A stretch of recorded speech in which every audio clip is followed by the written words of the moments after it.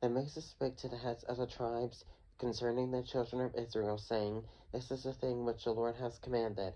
If a man makes a vow to the Lord or swears an oath to bind himself by some agreement, he shall not break his word. He shall do according to all that proceeds out of his mouth.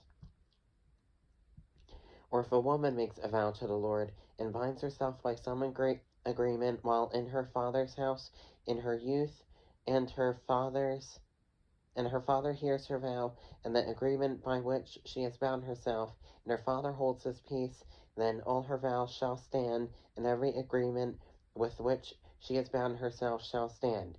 But if her father overrules her on the day that he hears, then none of her vows, nor her agreements by which she has bound herself shall stand, and the Lord will release her, because her father overruled her.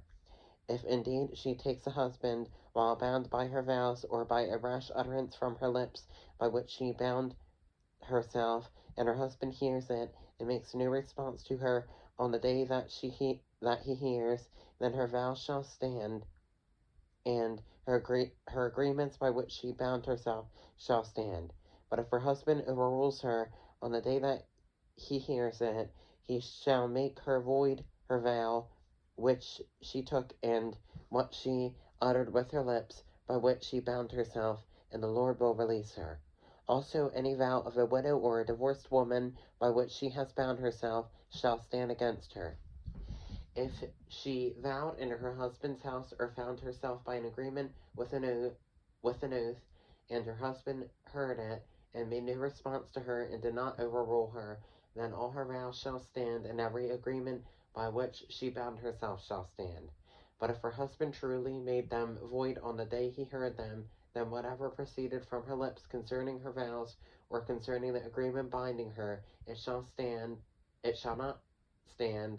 Her husband has made them void, and the Lord will release her. Every vow and every binding oath to afflict her soul, her husband may confirm it, or her husband may make it void. Now, if her husband makes no response whatever to her from day to day, then he confirms all her vows, or all the agreements that bind her. He confirms them because he made no response to her on the day that he heard them.